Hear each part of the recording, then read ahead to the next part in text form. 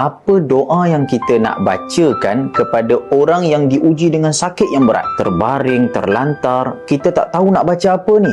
Maka para ulama ajarkan kepada kita amalan ini. Yang pertama, baca surah Al-Fatihah 7 kali, sambung dengan surah Al-Ikhlas, Qul huwallahu ahad 3 kali.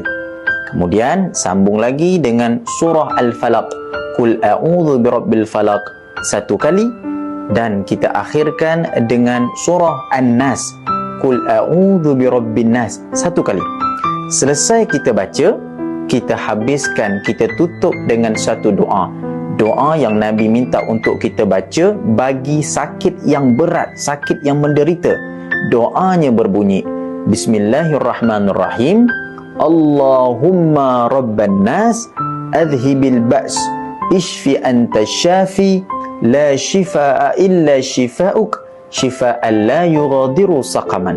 Yang membawa maksud, ya Allah, sembuhkan segala penyakitnya, berikan dia ketenangan, berikan dia kebaikan, dan jauhkan dia daripada segala penderitaan. InsyaAllah orang yang membaca doa ini dapat pahala, dan yang dibacakan akan sembuh daripada penyakit. Yakin, maka akan mustajab.